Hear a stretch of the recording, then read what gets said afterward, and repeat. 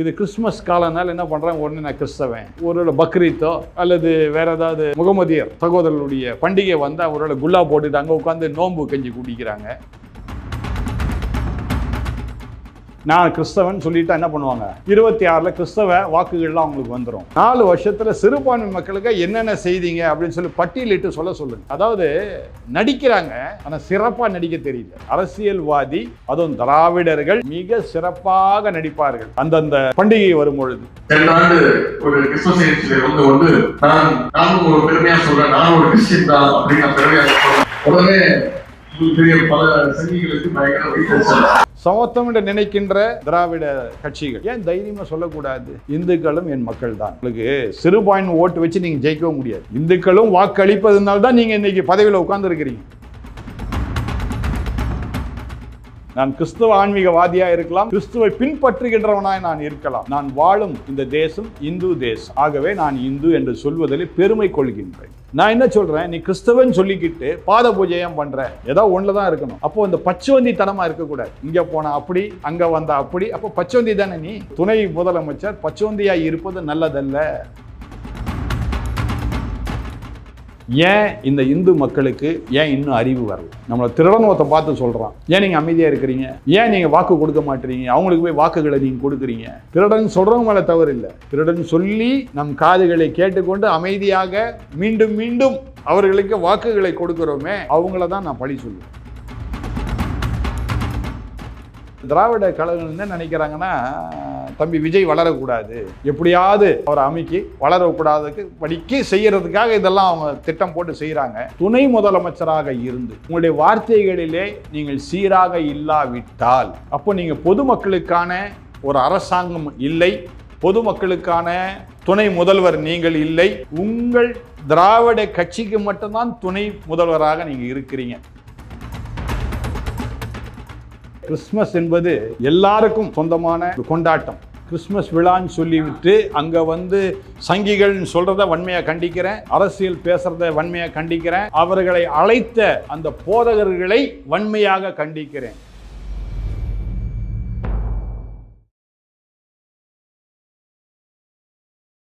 இளைய பாரத நேயர்களுக்கு வணக்கம். இன்னைக்கு நம்ம நேர்காணல் நம்ம சிறப்பு விருந்தினர் ஆர்ச் பிஷப்பான சாமுவேல் குணசேகர சார் அவர்கள் தான். சார் வணக்கம். சார் வணக்கம். வணக்கங்க. காணொளி பார்க்கின்ற அத்தனை மக்களுக்கும் என்னுடைய கிறிஸ்மஸ் நல்வாழ்த்துக்களை நான் தெரிவித்துக் கொள்கின்றேன். இயேசுவின் பிறப்பு அன்பு செலுத்துவதற்காக தான் மட்டுமே தவிர ஒரு வழியை காட்டி அத்தனை பேரும் நல்வழியிலே நடக்க வேண்டும் என்கின்ற ஒரே போதனையிலே அவர் பிறந்தார். ஆகவே இது வேற்று மதம் அல்ல, இது ஒரு மார்க்கம், இது ஒரு வழி.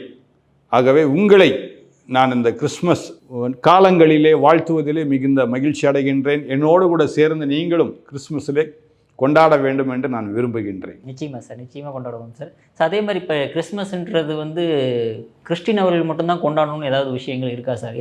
நல்ல கேள்வி கேட்டீங்க நீங்கள், அருமையான ஒரு கேள்வி கேட்டீங்க. அதாவது இயேசு கிறிஸ்து பிறப்பதற்கு முன்பதாக இந்த தேவ தூதர்கள் வந்து முதலாவது யார்கிட்ட வந்து சொன்னாங்கன்னா, இரவிலே இந்த ஆடு மேய்த்து கொண்டிருந்தவர்கள், பாமர மக்கள், ஆடு மேய்க்கிறவங்க ஒன்றும் படித்தவங்களாக இருக்க மாட்டாங்க. அந்த பாமர மக்கள்கிட்ட வந்து, இதோ உலகத்துக்கு நல்ல செய்தியை உங்களுக்கு சொல்லுகின்றேன், இன்று கர்த்தராகிய கிறிஸ்து என்கின்றவர் பிறந்திருக்கின்றார், பெத்லெகேம் என்னும் ஊரிலே பிறந்திருக்கின்றார் அப்படின்னு சொல்லி சொன்னாங்க. அது மட்டும் இல்லை, இது எல்லாருக்கும் நல்ல செய்தி, அவர் பிறந்தது எல்லாருக்கும் நல்ல செய்தி. அதுக்கு பிற்பாடு தான் என்ன பண்ணுறாங்க, இந்த வானசாஸ்திரிகள் அவங்க என்ன பண்ணுறாங்க, வானத்தில் ஒரு புதிய நட்சத்திரம் உண்டாயிருக்குது, இது வரைக்கும் இல்லாத ஒரு நட்சத்திரம், அந்த நட்சத்திரத்தை என்னன்னு சொல்லி கண்டுபிடிச்சி அந்த நட்சத்திரம் என்னன்னு பார்த்தா ஒரு ராஜா பிறந்தாதான் இப்படிப்பட்ட ஒரு நட்சத்திரம் வரும். ஆக எங்கே ராஜா பிறந்திருக்கிறான்னு சொல்லி அந்த நட்சத்திரத்தின் வழியாக சென்ற பொழுது அந்த இயேசு கிறிஸ்து பிறப்பின் இடத்துல போய் அது நிற்குது. ஸோ ராஜாக்களுக்கும் வானசாஸ்திரிகளுக்கும் பிறந்தவர் இயேசு கிறிஸ்து, ஆடு மேய்ப்பவர்களுக்கும் பிறந்தவர் இயேசு கிறிஸ்து, எல்லாருக்கும் பிறந்தவர் இயேசு கிறிஸ்து. அடுத்து இயேசு கிறிஸ்து வாழ்ந்த பொழுது, உலகத்தில் வாழ்ந்த பொழுது நீங்கள் பார்த்தீங்கன்னா அவர் ஒரு யூத மார்க்கத்திலிருந்து பிறந்தார். ஆனால் சமாரியர்கள், மற்ற ஜாதி இனத்தார், அடுத்தது ராஜாக்கள், கீழான மக்கள் அனைவரோடு கூட இசைந்து அவர் வாழ்ந்தார், பேசினார், நன்மையான காரியத்தை செய்தார். அதுக்கவே கிறிஸ்மஸ் என்பது எல்லாருக்கும் சொந்தமான ஒரு கொண்டாட்டம். இப்போ நான் என்னுடைய திருச்சபையில் என்ன செய்வேன்னா, நீங்களாம் கேள்விப்பட்டிருப்பீங்க, நைட்டில் போய் இந்த கேரல் ரவுண்ட்ஸ்ன்னு சொல்லி பாடுவாங்க. பாடகர் குழு போய் அந்தந்த திருச்சபை மக்கள் வீட்டில் தான் போய் பாடுவாங்க. நான் என்ன செய்வேன்னா, எங்கள் திருச்சபை சுற்றி இருக்கிற மற்றவங்களுக்கு திருச்சபைக்கு வராதவர்கள் அவர்கள் வீட்டில் போய் கிறிஸ்மஸ் வாழ்த்தி ஒரு சின்ன ஒரு 1/4 கிலோ கேக் கொடுப்பது ஒவ்வொரு வருடமும் என்னுடைய வழக்கம். ஒவ்வொரு வருடமும் அதை செய்கிறேன். ஏன்னா எல்லாரும் கொண்டாடணும், அதுதான் என்னுடைய ஒரே எண்ணம். ஓகே சார், அதே மாதிரி இந்த மாதிரி கிறிஸ்மஸ் விழா கொண்டாடுறதுக்கு முன்னாடி துணை முதலமைச்சர் அவர்கள், அதாவது உதயநிதி ஸ்டாலின் அவர்கள் வந்து, நான் கிறிஸ்தவன் என்பதில் பெருமைப்படுகிறேன், நீங்கள் கிறிஸ்டின் நினச்சா கிறிஸ்டின், முஸ்லீம் நினச்சா முஸ்லீமு, அந்த மாதிரி விஷயங்கள் சொல்கிறாரே சார். ஒரு மத சார்பாக அவர் செயல்படுறாரா அப்படின்ற கேள்வி எழுதுதே சார் அவர். அதாவது இப்போ முன்னாடி நீங்கள் கேள்வி கேட்டேன், கிறிஸ்மஸ் எல்லாருக்கும் கொண்டாடலாமான்னு கேள்வி கேட்டீங்க. இப்போ அவங்க என்ன பண்ணுறாங்கன்னா, ரொம்ப வேகமாக முன்னாடி நிற்கிறாங்க. என்னென்னா, நான் கிறிஸ்தவன் சொல்லிவிட்டு என்ன பண்ணுவாங்க, 26 கிறிஸ்தவ வாக்குகள்லாம் அவங்களுக்கு வந்துடும். ஒன்றில் ஒருத்தர் வீட்டுக்கு நான் போயிருந்தேன் ஒரு 2 நாட்களுக்கு முன்பதாக. அவங்க வீட்டில் அந்த சன் செய்தி ஓடிட்டு இருந்தது டிவியில். அந்த சன் செய்தியில் கீழே பார்த்தீங்கன்னா ஒரு பிட்டு மாதிரி ஓடிட்டே இருக்கும் தெரியுமா, லைனு. அதில் என்ன போட்டுகிட்டே இருக்கிறாங்கன்னா, முதலமைச்சர் ஸ்டாலின் அவர்கள் சிறுபான்மை மக்களுக்காக எல்லாவற்றையும் செய்ய அவர் விரும்புகின்றார், எல்லாவற்றையும் அவர் செய்ய வாக்கு கொடுத்திருக்கின்றார், இப்படி போட்டுக்கிட்டே இருந்தாங்க. இது எப்போ வருது? கிறிஸ்மஸ் நெருங்கிறதுனால வருது. இப்போ நான் என்ன கேட்குறேன், ஆயிடுச்சுங்க, ஏறக்குறைய 3.5 வருஷம் முடிஞ்சு இப்போ 4வது வருஷம் இன்னும் ஒரு 3 மாதத்தில் முடிய போகுது. இந்த 4 வருஷத்தில் சிறுபான்மை மக்களுக்கு என்னென்ன செய்தீங்க அப்படின்னு சொல்லி பட்டியலிட்டு சொல்லுங்கள். ஒருவேளை கமெண்ட்டில் நம்முடைய அருமையான இந்த காணொளி பார்க்கின்ற அருமையான மக்கள் கூட தயவுசெய்து பட்டியலிட்டு சொல்லுங்கள், சிறுபான்மை மக்களுக்காக என்ன செய்தார்கள், விசேஷமாக கிறிஸ்தவ மக்களுக்காக என்ன செய்தாலும் பட்டியலிட்டு தயவுசெய்து சொல்லுங்கள். உங்கள் கமெண்ட்டில் கொடுங்க. அடுத்த முறை உங்கள் இதுக்கு நான் வரும்பொழுது அதற்குரிய பதிலை நான் கொடுக்க நான் ஆயத்தமாக இருக்கிறேன். ஆனால் சும்மாவே இவங்க என்ன பண்ணுறாங்க, இது கிறிஸ்மஸ் காலம்னால என்ன பண்ணுறாங்க, உடனே நான் கிறிஸ்தவன், ஒருவேளை பக்ரீத்தோ அல்லது வேறு ஏதாவது முகமதியர் சகோதரர்களுடைய பண்டிகை வந்தால் ஒருவேளை குல்லா போட்டுட்டு அங்கே உட்காந்து நோன்பு கஞ்சி குடிக்கிறாங்க. நான் என்ன சொல்கிறேன், இது பண்ணுறாங்க ஓகே சார். ஆமாம், ஹிந்து கோயில் ஏதாவது விசேஷம்னா அதுக்கு போகிறது இல்லையா? அதுதான் நான் சொல்ல வரேன். இப்போ அதுதான் சொல்ல வரேன். அதாவது நடிக்கிறாங்க, ஆனால் சிறப்பாக நடிக்க தெரியல. நடிப்பதில் சிறப்பாக நடிக்கணும், அதுதான் முக்கியம். நீங்கள் நல்லா நடிக்கிறீங்க, அரசியல்வாதி அதுவும் திராவிடர்கள் மிக சிறப்பாக நடிப்பார்கள். அந்தந்த பண்டிகை வரும் பொழுது நீங்கள் சொன்ன மாதிரி தீபாவளி பண்டிகைக்கு என்ன செய்திருக்கலாம், பட்டாசு வெடிக்கிற மாதிரி. வேற எதுவும் பண்ண வேணாம், நீ கோயிலுக்கு போக வேண்டாம், நீ பட்டாசு வெடிக்கிற மாதிரி ஒரு ஒரு ஒரு நடிப்பு நடிச்சிருந்துருக்கலாமே. ஆனால் உன் வீட்டில் என்ன நடக்குது, பூஜை நடக்குது. நீ பூஜை மாத்திரம் பண்ணுற, ஏன் வெளிப்படையாக ஏன் சொல்ல மாட்டுற? எல்லாரும் மக்கள் தானே, சனாதனம் என்று சொல்லுகின்றாய், அப்படின்னா சமத்துவம் என்ற அர்த்தம். சமத்துவம் என்று நினைக்கின்ற அருமையான திராவிட கட்சிகள் ஏன் தைரியமாக சொல்லக்கூடாது, இந்துக்களும் என் மக்கள் தான், நான் அவர்களை நாங்கள் நேசிக்கின்றோம். ஏன்னா உங்களுக்கு சிறுபான்மை ஓட்டு வச்சு நீங்கள் ஜெயிக்கவும் முடியாது. இந்துக்களும் வாக்களிப்பதுனால தான் நீங்கள் இன்றைக்கி பதவியில் உட்கார்ந்துருக்கிறீங்க இல்லையா? உங்களுக்கு வாக்களித்த அந்த இந்துக்களுக்களாவது வாழ்த்து சொல்லுங்களேன்ற. நான் இப்போ பொங்கல் நிகழ்ச்சின்னு வைப்பாங்க. அந்த பொங்கல் நிகழ்ச்சியில் பார்த்தீங்கன்னா ஜனவரி மாதம் தமிழர் திருநாள்னு சொல்லுவாங்க இல்லையா? சூரிய பகவான் என்று சொல்லி நீங்கள் எல்லாம் என்ன பண்ணுவீங்க, வணங்குவீங்க. அவங்க அதை சொல்ல மாட்டாங்க, தமிழர் திருநாள் அப்படின்னுவாங்க. அதனால் இதெல்லாம் கொஞ்சம் சிந்திக்கணும். வரும் நாட்களிலே அருமையான என் இந்து சகோதரர்கள், அதாவது இந்துஸ்தான் சகோதரர்கள், இந்து என்பது மதம் என்று நான் ஏற்றுக்கொள்ள மாட்டேன். இந்துஸ்தான் என்பது நம்முடைய நாட்டுடைய பெயர். அந்த நாட்டில் இருக்கின்ற அத்தனை பேரும் இந்துக்கள் தான், என்னையும் சேர்த்து நான் சொல்கிறேன். நான் இந்துஸ்தானில் இருக்கின்றேன், ஆகவே நானும் இந்து தான்.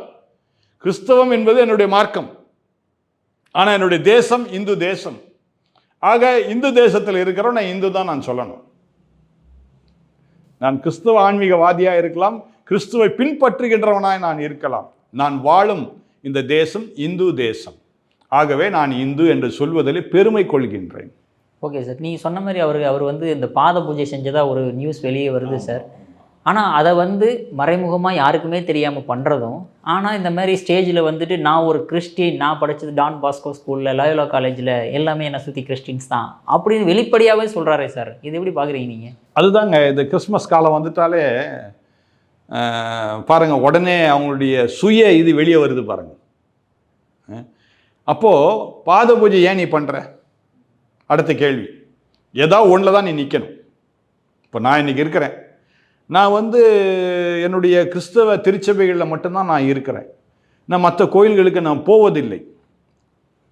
வழிபாடுக்காக கோயில்களுக்கு நான் போயிருக்கின்றேன், நான் வழிபாடு பண்ண மாட்டேன். சரியா? நான் என்ன சொல்கிறேன், நீ கிறிஸ்தவன் சொல்லிக்கிட்டு பாத பூஜை ஏன் பண்ணுற? ஏதோ ஒன்றில் தான் இருக்கணும். அப்போது அந்த பச்சவந்தித்தனமாக இருக்கக்கூடாது. இங்கே போனால் அப்படி, அங்கே வந்தால் அப்படி. அப்போ பச்சவந்தி தானே நீ? அதை தைரியமாக சொல்லலாம் இல்லையா? ஒரு துணை முதலமைச்சர் பச்சவந்தியாக இருப்பது நல்லதல்ல. அப்போ நீ மக்களுக்காக என்ன செய்ய போகிற? இதை சொன்னால் சில சங்கிகளுக்கு வயிறறின்னு வேற சொல்கிறாரே சார். அதை விட ஒரு ஒரு ஒரு ஒரு காரியத்தை நான் கவனிச்சேங்க. அந்த கிறிஸ்மஸ் விழாவில் அவர் பேசும்போது சங்கி அப்படின்றார். நீங்கள் பார்த்தீங்களா அந்த இதை? அதான் சார், காணொலியை பார்த்தீங்களா? சங்கின்றார். நான் என்ன சொல்கிறேன், ஒரு துணை முதலமைச்சர் என்கின்ற பதவியை பெற்றுக்கொண்டீர்கள், உங்கள் வாயில் இந்த வார்த்தை வரலாமா? சரி, இல்லை சார். இப்போ அவங்க திமுகவில் பார்த்தீங்கன்னா ஸ்டாலின் அவர்களாகட்டும், உதயநிதி ஸ்டாலின் அவர்களாகட்டும், எங்கே அரசியல் பேசணுமோ பேசாமல் இந்த மேடைகள் எங்கே கிடைச்சாலுமே அங்கே போய் அரசியல் பேசுகிறாங்க சார். இப்போ உதாரணத்துக்கு திருமண விழாவா, அங்கே போய் அந்த ஸ்டேஜில் அரசியல் பேசுகிறாங்க. நிறைய கிறிஸ்மஸ், நீங்கள் அவங்க வந்து கிறிஸ்டின் சம்மந்தமாக பேசியிருந்தா பரவாயில்ல, அங்கேயுமே போய் அரசியல் தான் பேசிக்கிட்டு இருக்காங்க. அதை நான் வன்மையாக கண்டிக்கிறேங்க. கிறிஸ்மஸ் விழான்னு சொல்லிவிட்டு அங்கே வந்து சங்கிகள்னு சொல்கிறத வன்மையாக கண்டிக்கிறேன். அரசியல் பேசுகிறத வன்மையாக கண்டிக்கிறேன். அவர்களை அழைத்த அந்த போதகர்களை வன்மையாக கண்டிக்கிறேன். அதில் பார்த்தீங்கன்னா ஒருத்தர், அதில் முக்கியமான ஒரு போதகர் இருக்கிறார். ஏறக்குறைய அவருடைய சர்ச்சு சென்னையில் இருக்குது, ஒரு பெரிய சர்ச்சு. சீல் வச்சுட்டாங்க 5 வருஷத்துக்கு முன்னாடி. ஒரு காரணத்துக்காக சீல் வச்சாங்க. நான் என்ன சொல்கிறேன், இந்த ஆட்சி நீங்கள் அவரை, இந்த அருமையான துணை முதல்வரை கூப்பிட்டு நீங்கள் என்ன பண்ணியிருக்கிறீங்க, அவரை இந்த விழாவில், கிறிஸ்மஸ் விழாவில் கலந்து கொள்ள செய்தீங்க. நீ ஒரு கிறிஸ்தவ தலைவன், நீ ஏன் உன்னால் அந்த சீலை உடைக்க முடியல? உன் திருச்சபை சீலையே உடைக்க முடியல, உன் சர்ச்சு சீலையே உடைக்க முடியல. இந்த 3.5 வருஷம் ஆயிடுச்சு. சிறுபான்மையினருக்கா என்ன செய்த நீ? அடுத்த கேள்வி நான் திருப்பி கேட்குறேன். அதே மேடையில் சங்கின்னு அவர் பேசுகிறாரு. அப்போ என்ன இருக்கு, அப்போ என்ன பண்ணியிருக்கணும் அந்த போதகர்? ஒரு கிறிஸ்தவ தலைவர் அவர் என்ன சொல்லியிருக்கணும், ஏங்க நீங்கள் இதெல்லாம் இங்கே வந்து கொண்டு வந்து பேசுகிறீங்க, நாங்கள் கிறிஸ்மஸ் விழாக்கு தானே உங்களை அழைச்சோம், நீங்கள் கிறிஸ்டியன் சொல்லிட்டு போங்க, நாங்கள் வேண்டான்னு சொல்லலை.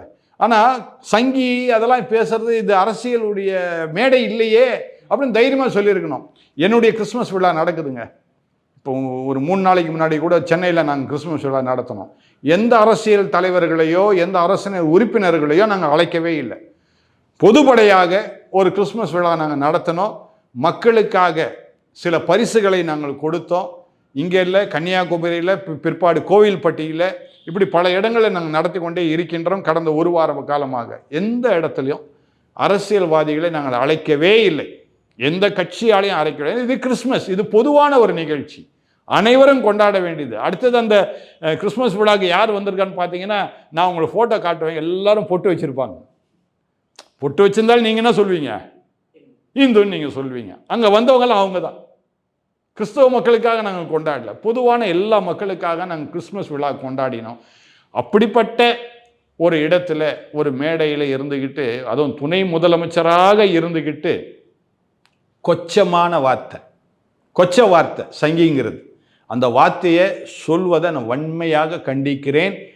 நீங்கள் ஒரு எம்எல்ஏவாக இருந்தால் பேசினா கூட நான் ஓரளவுக்கு நான் ஒத்துக்கொள்வேன்.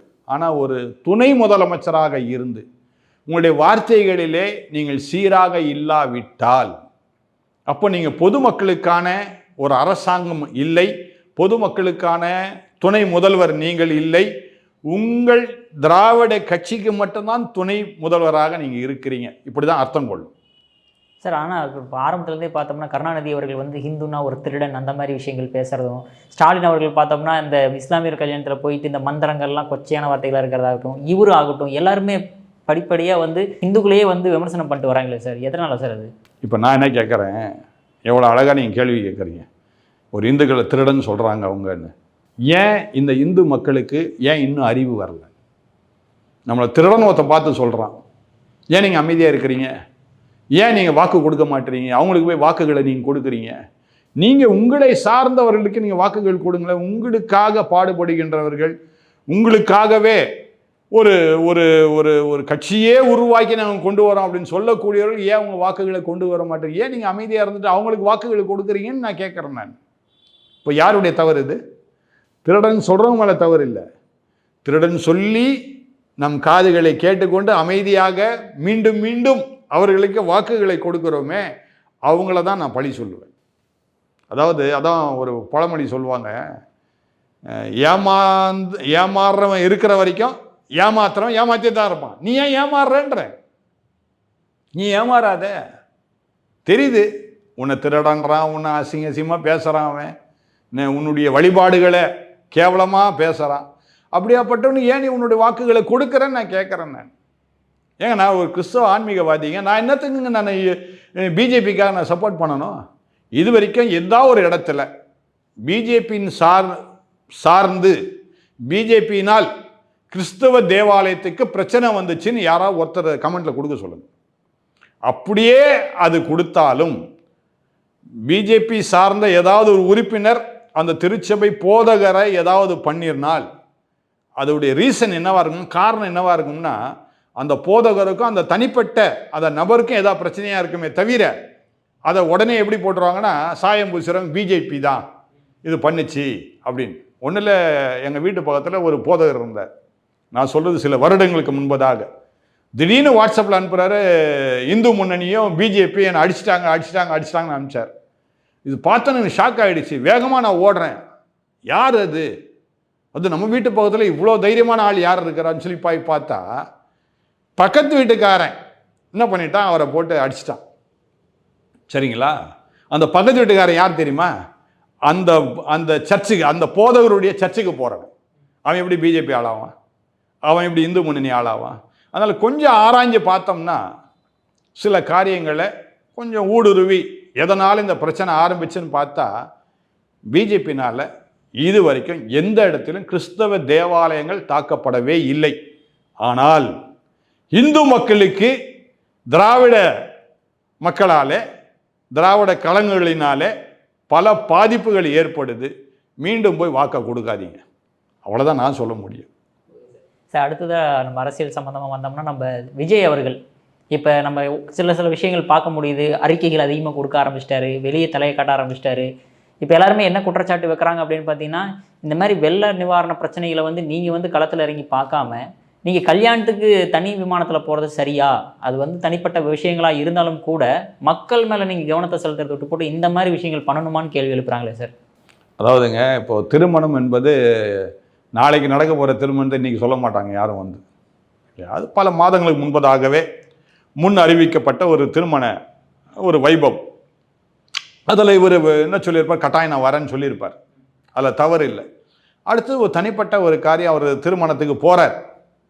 அவர் தனி விமானத்தில் போகிறாரோ தனி ரயில் பயணம் எடுக்கின்றாரோ அது அவருடைய சொந்த விருப்பம். ஆனால் நீங்கள் கேட்டது போல் இந்த வெள்ள நிவாரணத்துக்கெல்லாம் நேரடியாக வரலாமே அப்படின்னு சொல்லி நீங்கள் சொல்கிறீங்க. தம்பி விஜய் நிச்சயமாக வரும் காலங்களிலே வருவார். மக்கள் சேவை செய்ய அவர் வந்திருக்கின்றார். மக்களுக்காக நான் நிற்பேன் என்று சொல்லியிருக்கின்றார். திராவிட கழகங்கள் மாதிரி அவர் செய்ய மாட்டார்னு நான் நினைக்கிறேன். அதனால் கட்டாயம் வருவார். தம்பி விஜய்க்கு ஒரு நல்ல ஆலோசனை நான் கொடுக்க விரும்புகிறேன். ஏன் தம்பி விஜய் அருமையான ஒரு தேசிய கட்சியோடு கூட, அதுவும் உங்களை போன்று சிந்தனை கொண்ட இந்த அருமையான பாரதிய ஜனதா கட்சியோடு கூட இணைந்து தமிழ்நாட்டில் நீங்கள் செயல்படலாம், நல்லா இருக்கும்னு நான் நினைக்கிறேன். ஆனால் விஜய் அவர்களுக்கும் பாஜகவினருக்கு நிறைய கொள்கை முரண்பாடுகள் இருக்கே சார். அதில் நீட்டு தேர்வாகட்டும், அந்த மாதிரி பல விஷயங்கள் வந்து அவரே வந்து சென்ட்ரல் கவர்மெண்ட்டை நிறையா கிரிட்டிசைஸ் பண்ணி எழுதியிருக்கார். அப்புறம் எப்படி ஒன்றா சேர்ந்தால் சரி வரும்னு நினைக்கிறீங்க? அதாவதுங்க, நானும் ஒரு 3 வருஷத்துக்கு முன்பதாக, சரிங்களா, இதே திராவிட முன்னேற்ற கழகத்துக்கு தான் பெரும் பாடுபட்டுட்டு இருந்தேன். என்னுடைய 13வது வயதிலிருந்து கடந்த 3.5 வருஷத்துக்கு முன்பதாக வரைக்கும் நான் திராவிட முன்னேற்ற கழகத்துக்கு தான் நான் பாடுபட்டுட்டு இருந்தேன். அப்புறம் ஏன் சார் மாறிட்டீங்க? என் சொந்த பணத்தை கூட நான் செலவு பண்ணியிருக்கிறேன் நிறையா இந்த திராவிட முன்னேற்ற கழகத்துக்கு. அன்றைக்கு தெளிவில்லாமல் நான் இருந்தேன். நான் என்ன நினச்சேன், இவங்க எப்படியும் ஆட்சிக்கு வந்துட்டா நல்ல காரியம் செய்வாங்க நான் நினச்சேன். நல்ல காரியம் செய்யலை. ஏன் சென்னையிலேயே கடந்த வருடத்தில் 4 திருச்சபைகள் உடைக்கப்பட்டது. இன்றைக்கு வரைக்கும் அவங்க கட்டித்தரல. வேறு இடத்துலையாவது கட்டி தந்திருக்கணும், அதை செய்யவே இல்லை. இவைகள் எல்லாம் என்னுடைய சிந்தனைக்கு போனதினாலே அப்போ இவங்க சொல்வதை செய்பவர்கள் அல்ல என்பதை நான் புரிந்து கொண்டேன். அதே வண்ணமாக அருமையான தம்பி விஜய் ஆரம்பத்தில் சில கொள்கைகளை அவர் பேசினாலும் இப்போ தாம் பேசினது சில நேரம் என்ன ஆகும்னா புதுசாக ஒரு மேடை கிடைக்குதுல்ல. இது வரைக்கும் தம்பி சினிமாவில் நிறையா பேசிகிட்டு இருந்தார். அந்த ஸ்கிரிப்ட் எழுதி கொடுப்பாங்க, இதை மாதிரி பேசுப்பா, அப்படி பேசினா கொஞ்சம் நம்மளுடைய படம் நல்லா ஓடும், மக்கள் வரவேற்பாங்க அப்படின்னு சொல்லி அவர் பேசினார். இல்லைன்னு நான் சொல்லலை. அந்த சிந்தனையில் முதல் மேடையில் கொஞ்சம் வேகமாக சில காரியங்களை பேசிட்டார். அடுத்தது திடீர்னு பத்திரிகைக்காரெலாம் போயிட்டு ஒரு பேட்டி கேட்கும் போது அந்த வேகத்தில் அவர் பேசிட்டாரே தவிர சிந்திச்சிருப்பார். தொடர்ந்து சிந்தனை பண்ணணும். தம்பி விஜய் புரிந்து கொள்ளணும். நாட்டு நடப்பை புரிந்து கொண்டு நாட்டு நடப்புக்கு ஏற்ற மாதிரி உங்களுடைய வெற்றி கழகம் வெற்றியாக வர வேண்டும். நான் வேண்டாம் என்று சொல்லவில்லை.